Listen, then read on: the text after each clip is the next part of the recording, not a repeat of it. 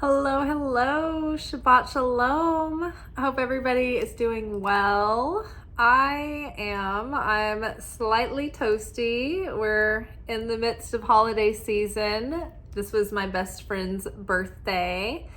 And we went out to dinner, and then we went out for cocktails. So that was a good time. There were some really great holiday cocktails. Like I had a spiced rum cocktail that was like a butterscotch flavor kind of thing. And that's not usually what I go for, but it was really, really good. Let's see. Later I had what was called a London fog, and it was Earl Grey and gin and some lemon and bitters and things of that nature. And it was like that sonic, like little tiny frosty balls of ice kind of thing. So that was nice. And then I had a mocha, a mint mocha espresso martini.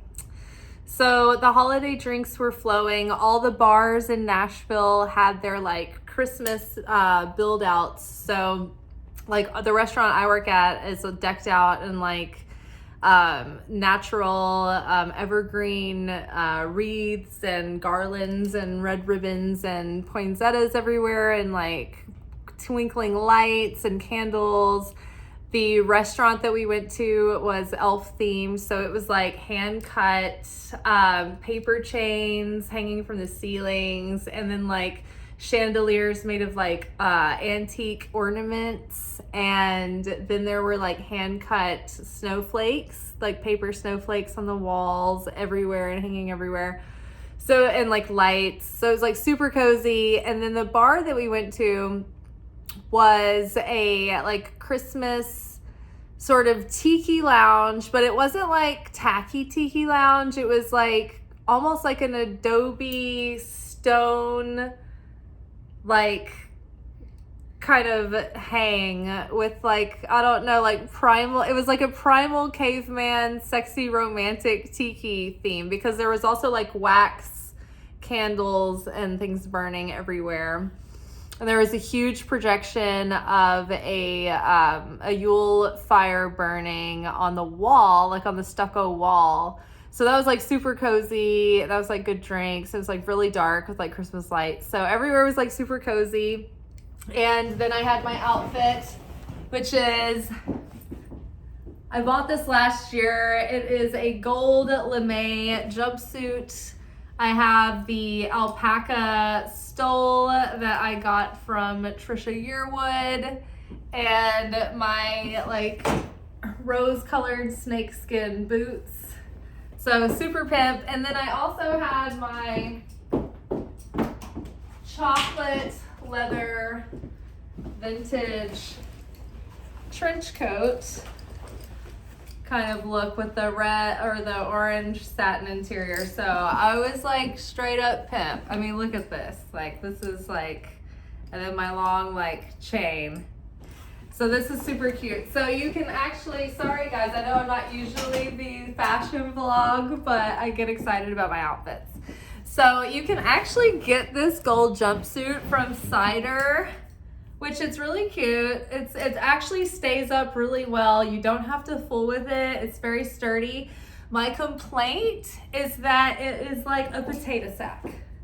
Like it doesn't have a silhouette. Like it needs someone with a very pronounced hourglass or like pear shape to really fill this thing out, because like I have a decent hourglass figure, but this thing still looks like a square on me. So it helps if you have something like to wrap around to like give you like a shape, because otherwise it's like a sack, but it's pretty cute. Like, and ultimately it's like decently flattering on lots of shapes and sizes. So I'm excited. It was a fun night out. Oh, and also you can actually, this is still available. If you like this gold jumpsuit, you can still get it. It's available on Cider. And if I'm not mistaken, I have a Cider discount code kind of thing in my description box below, because I love clothes and I just think, why not? Anything that I can like sign up as an affiliate, get a discount and like put it somewhere, I do. Okay, this is the belligerence of Sagittarian season. This is what it is to go overboard. Like, I went to dinner, everybody were like all happy to see one another. They had a great menu, wonderful drinks. So like I'm ordering like, you know, a couple of these appetizers for the table, and I'm just like, oh, I'm eating too much of them. They're these like risotto fritters. I can't remember the Italian word for them. They're delicious and they're indulgent. Everybody's ordering like steak tartare. We've got like all these good appetizers. And then me and my BFF, who's like, it's her birthday, we both wanted like a pasta dish, but we also both wanted a filet. So I was like, you know what? I'm going to get us the filet. We'll split it. You can just have some and we'll have our pasta dishes and we'll just be like crazy. We'll be wild. And we lived like it was the end of days. And it might be. So it was great. And we overindulged. It was nice because I don't do that often. But if I do overindulge, I'm such a Venus. And she's a Sagittarius Taurus rising. So we love a good meal and some like drinks. So it was a fun night. All right. So back to the reading. We have for our weekend reflection message, summing up our lessons that we've been kind of thinking about and processing through the week. We've got Jupiter in Capricorn, which is control, followed by the Sun in Aries, which is assertion. And we have Mars in Pisces, which is escape. Now it's interesting, like we have all of these big astrological players going on in the sky right now, but this isn't an exact depiction, but we are in Jupiter, which is Sagittarius season, moving into Capricorn. We've just come out of the influence of so many major connections to the house of Capricorn or the planet of Saturn. Saturn recently went direct in Pisces, so we have Pisces showing up here. We had Pluto transiting from Capricorn into Aquarius, so a lot of our reflection right now is aimed and centered on our transits between 2008 and 2024, the year 2024. Like now it's like we have gone through a 16-year karmic cycle of purging and cleansing. It's pretty intense. So we're reflecting on all that right now. Plus we have Mars going retrograde and Mercury in retrograde, and we have Saturn direct in Pisces, and Pisces is showing up here. So there's so much going on about reflecting and thinking about things that work and what don't work, and kind of like tightening up our routines and being like gathering our wherewithal and our self-discipline and our determination and our passion and our motivation and our willpower and our drive to move forward and move our goals forward and move forward in our transformation and move forward beyond the old cycle and into the new cycle. We are like, as a collective, the whole cosmic flow and wave is moving us into this new timeline, but we are creatures of free will. And so the timeline is not going to drag us kicking and screaming. We have to come on our own accord. So think of the character in the movie that's running to catch the ferry that's pulling away from the dock. Like, we need to be on that ferry. So it's up to us to make an effort to push ourselves into the next cycle. And it's going to take an effort. It's going to take an effort to get out of the muscle memory and the default setting of the old timeline and the old ways. So we're going to have to stay really disciplined and focused at first until it becomes secondhand and we don't have to think about it anymore. Okay, so we have control, assertion, and escape. And so under control, we've got the Empress. And so this is a fairly straightforward reading as we're looking over the lessons this week. We've been kind of summing up, and this is like a direct commentary on all of the readings so far. And what is going on is that we've got Jupiter here. We're in we're in Sagittarius season. We've just come through the disciplinary influence of Saturn and Capricorn. And basically, if we do the work that Saturn and Capricorn was like, hey, do this, make sure you've been working on this. If we showed up, like think of Saturn or Capricorn as like the strict tutor that's coming in, the governess that like wants to prepare us for preparatory school. And so if Saturn comes back and it's like, hey, did you do your homework? Have you been on task? Have you been doing what you're supposed to?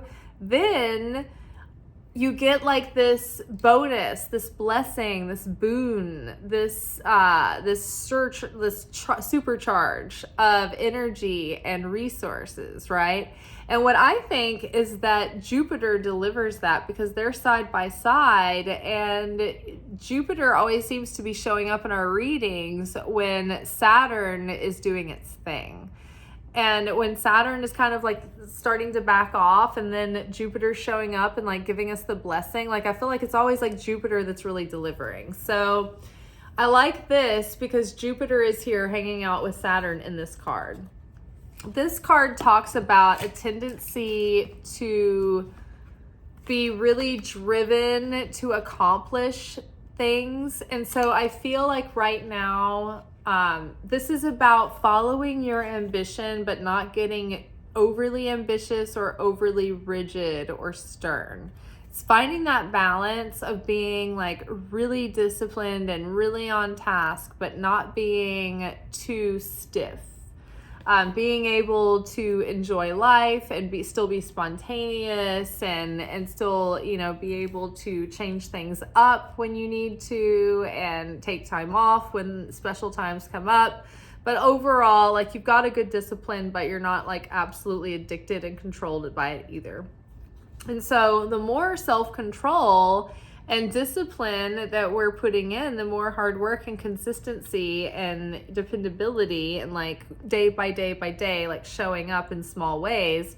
We're also showing up as the Empress here. They kind of go hand in hand. And so the Empress is sitting back and she's pregnant with all of this potential, and then she's surrounded by all of this abundance and bounty already. And so the Empress is the example of the fully developed divine feminine aspects married and in union in equality with the fully developed divine masculine aspects. So what that looks like in real life terms is that we can sit and be in our beingness and just be and be happy and be in joy and be in peace, and then feel creative, and then have an impulse and feel our intuition moving upon us, and then we can take that intuitive message and then feel inspired and then feel confident and clear and assertive enough to then take an action and respond to that divine inspiration. And because of that, we reap the benefits of the blessings because we listen to the call and we're obedient. We're not spiritually lazy. When we have an impression coming through us from the higher self or from Holy Spirit or from Jesus or from, Hashem, God, when we get a message from the upper realms, like we can discern that is what it is. It's not just one of our own impulses or wishful thinking. And then we can sense the timing and take action accordingly. And we don't hold back and we don't hesitate. We don't delay. We don't procrastinate. And because of that, we reap the benefits of that. And so going into this new timeline, we're really learning how to hone in that skill of being able to not overwork and try to force everything to happen, but enjoying life, going with the flow, being in an enjoyment and in the feminine and in the flow. And then it's like, okay, when we're moved upon by that spirit that knows, okay, these elements are about to line up and it's now time for you to take action so you can be in the midst of it and catch it. That's when we can get that message and be like, oh, boom, this is the time to get into action. Okay, go get in the car, go drive, go. Like, I have an impulse to go to this place, and then I cross paths with these elements, and that's how it works. You can be in that living sense of flow and miracles and intuition where nothing ever feels like work. It just feels like flow. So you can be in joy and happiness and then follow your intuition and your guidance, and you're guided to do the next thing. And then you do it and you're obedient and it leads to this thing here. And in the interim, you know, it's not like we don't do these things. We do them, but in the middle parts of our life, we're always so concerned and so anxious about, am I doing the right thing? Am I on my path? Am I in alignment? Am I on purpose? Like, am I serving my purpose? Am I doing the right thing? Am I wasting my time? Do I need to leave my job? Do I need to leave my wife? Do I need to leave my husband? Do I need to leave this? Like, am I being this? Am I supposed to be here? Should I stay? Should I go? I don't know. And it's like total indecision. But what if we just were not like in that state of inner conflict? What if we were just like, okay, I'm neutral, I'm happy, I'm satisfied, I'm an open channel, and I'm listening for divine guidance. I'm listening for source, and in the meantime, I'm going to be happy, I'm going to be joyful, I'm going to be at peace, I'm going to do my best to give my effort to my life and to myself and taking care of myself and to the things and people that I love. And when I get a divine inspiration, I'm not going to hesitate. I'm not going to second guess. I'm going to be fearful. I'm just going to have the courage of my convictions and follow that impulse that feels like it's not coming from my fleshly, egoic impulse, but like something that's guiding me from a higher place. It's a different sort of grounded magnetism that's pulling you in that direction. And so without hesitation, without fear, it's like you obey those calls, and then whether or not they play out or not, it's like you're not worried about it. You just live in a state of pleasantness and satisfaction and fulfillment, and you trust that the Creator has it under control and that you don't know what's happening, but you did what you were asked, and like the pieces will fall into place. Let the chips fall where they may. And so what if we could live like that? And like what if everything was going to work out no matter what? Like, we always were going to have enough money to pay our bills. We always were going to have enough money to buy our groceries. We were always going to have enough money to pay rent. The car was going to work out. Like, everything was going to be fine. But like, sometimes things were just like a little bit more suspenseful in that episode than others. But like, what we didn't know was that everything was always going to be taken care of. And like, it was guaranteed that we were not going to be left out in the cold. What if you could have that kind of ease? And like, even though you didn't know and you didn't have that guarantee in writing, like signed on the dotted line, it's just like, you just lived in that reality. Can you imagine the freedom, the liberation, the lightness of being that you would have? It'd be amazing. You'd be the Empress, right? And so that's what we're working towards. That's the aim. That's the goal. And so the Empress can sit in peace and enjoy the fruits of her labor and enjoy the abundance and be confident that more is on the way and that things are taken care of, and she is guided and protected, and she can trust the guidance and take action on it, and has done that enough to build that trust muscle to know that it's going to be better off if she follows that inner voice. We have a surgeon here, which is Sun in Aries. It is time to take assertive action. So we are getting control of our lives. We're taking control of our daily habits, tendencies, schedule, foundation, structures. And we're setting ourselves up so that we're getting up early and we're touching our major goals, and we're not wasting a bunch of time on things that don't matter and don't add like inherent value to our lives. If it's not making us money, if it's not awakening our soul, if it's not elevating our consciousness, if it's not teaching us like emotional intelligence or interrelational intelligence, right? Like is it giving you value? Now, there is time to veg out and to watch, our smut, right? But we need to like have that as concentrated, like sacred ritual time to smut out and to veg out, right? It can't just be because we lose our focus and we get caught in the hamster wheel. So we need it to be intentional so it does its work. It does its work of letting us relax and let loose, but not overdo it.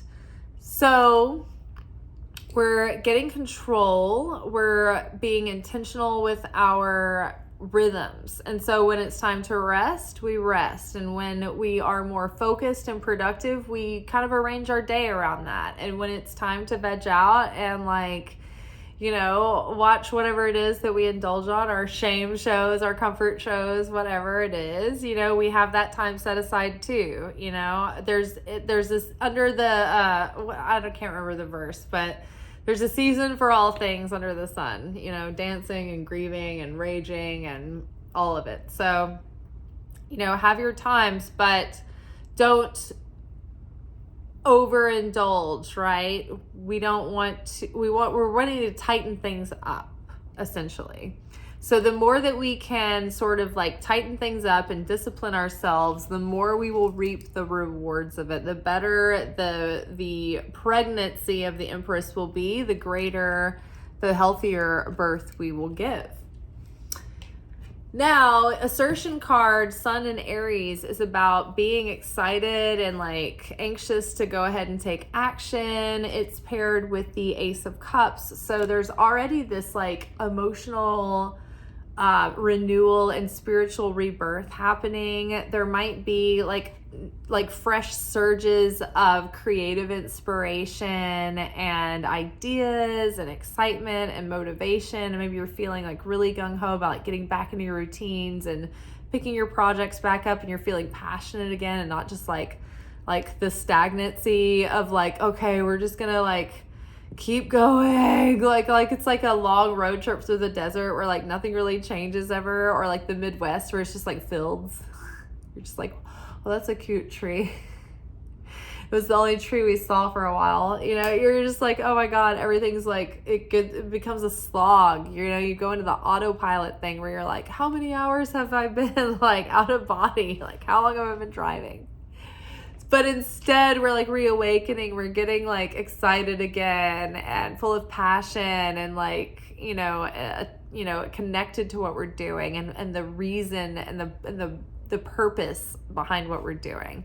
And we're feeling excited about taking action, but we need to be careful not to get too impulsive, not to act too quickly, not to get impatient, right? Our patience is really important right now. We need to discern and weigh out our options and not just jump at the first or earliest options that we have because we're anxious and antsy. Like, we need to really look at the criteria of what is being presented and say, okay, is this in alignment with my goals, with my authenticity, with my values?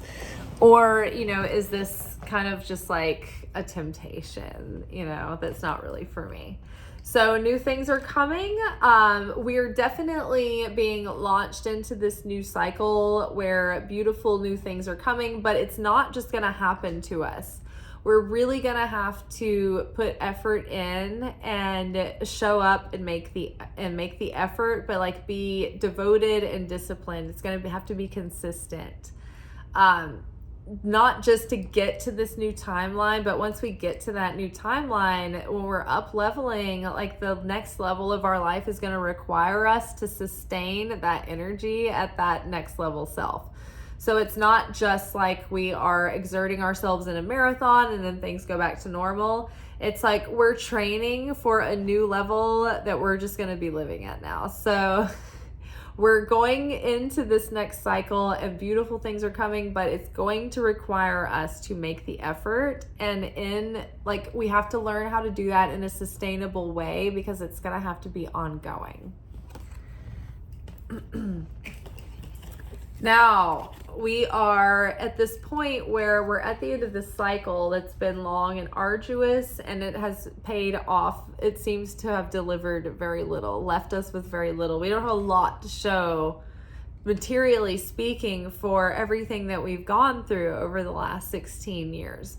But we certainly have a lot to show for in our wisdom and in our emotional growth if we don't waste this opportunity to reflect.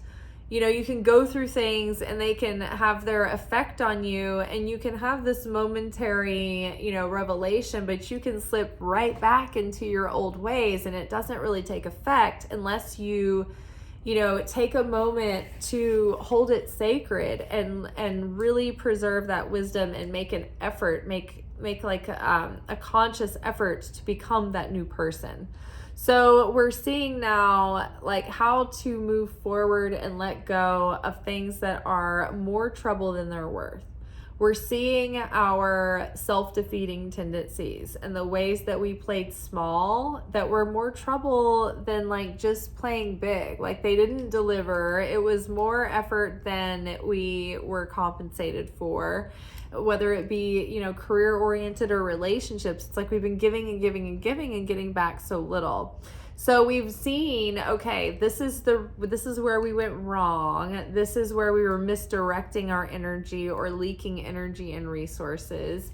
This is where our self-sabotage came in. This is where our limiting beliefs held us back. This is where bad habits and things would thwart us and undermine our efforts. And so now we see, okay, this is how I kind of sabotaged myself from reaping the value of the effort I put in. And now things are going to be different moving forward. We can see very clearly what it's going to take to get out of the old cycle. But the old cycle isn't just going to leave us alone. We're out of that timeline, but the muscle memory has followed us. Like when you have, people talk about when they have their limbs amputated and they have those phantom pains. We can have that whole phantom timeline thing where even though we're in a different situation, it's familiar to go back to that old default setting and those old muscle memory and those old muscle memories and those old patterns. And so those are so familiar that it's easy to fall back into those, even though we've been trying to train our subconscious and our nervous system for new things, to anticipate new things and to respond with new positive, healthy patterns and habits. It's still we're still competing against years and years and years of practice established behavior. So in order to get away from that old cycle, it's going to take concentrated focus and presence and effort and self-awareness and being conscious moving forward. But after a few months, that'll become old hat and it'll be like our second nature. It's just going to take practice and determination at first. So stick with this and be aware that it's going to take effort. So that doesn't mean like if things aren't as easy as you thought they'd be at first, like don't get discouraged. Everything is still moving in the right direction, but it is going to take probably a lot of strength in the beginning. And also I think it's worth saying to try to be aware of the fact that your ego and your nervous system is going to want and crave to go back to old coping and escape mechanisms and, the old ways that you would go into avoidance. So be careful, especially during Sagittarian season where it's like, hey, let's have another drink. Let's have another this or that or whatever. It's like, let's be convivial. Let's be jovial. It's Christmas. It's the holidays. Let's escape. Let's numb out. Let's get drunk. Be careful not to do that because Jupiter can expand that too. And so, everything in moderation, right? So be careful not to get lost in escapism because that's going to be one of the classic, tropes of the ways that we self-sabotage is through belligerent escapism, through overindulgence. So then we sabotage ourselves chemically, health-wise, financially. Like, we don't have the energy levels to show up for our day. We're behind, logistically, it fucks us over. Like, spiritually, we start, to backslide in all these different ways. So try to stay on your game. Give yourself times to celebrate, but be intentional with it. Like tonight, when I went out for Tracy's birthday, I'm definitely having a good time in Sagittarian season, but it was all in a prudent context and setting. I'm not just like off the rails, like feeling like hopeless and like I don't know what to do with myself, blah, there's a difference. And you know what? Like, not to, like some people might be struggling with drinking right now. The holiday season is hard. And I have lived a life with someone who turned to drinking when things were hard. And it really turns life into a mess. And it's a struggle. It's a struggle for the person drinking as well as it is for everyone else. So it's not anything to laugh at. It's not anything to shake, to be flippant about. So that's difficult. So I'm with you and I'm praying for you if you're trying to like clean yourself up for the holidays. And I don't mean to be, I don't know. I just feel like this is YouTube. I'm not like on live television or anything. I can, come on with having a couple of drinks and talk casually, but I don't want to be triggering to people who struggle with alcohol either. So that is definitely something that is very difficult for people. So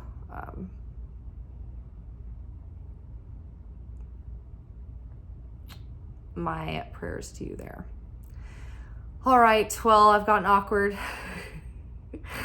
I've talked until I've painted myself into a corner. Escapism. We've done our public service announcement. We've apologized. We've offended. We've done everything we can. I think we should just sign off. All right, you guys, the weekend reflection message. How are we, cleaning up and getting, our nose to the grind and getting excited about new cycles for the new year, finishing the year great, doing little things to celebrate, but ultimately planning to detox and clean it up soon. All right, y'all. Peace be with you. Be careful out there. Godspeed. And see y'all tomorrow for Saturday night secret sermon.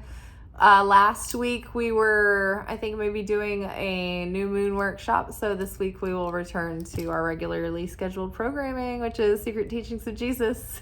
All right, y'all. This has been a weird episode, but I don't edit. I just let you see my weirdness and awkwardness. And we all just get through it and, live to see another day. Ciao.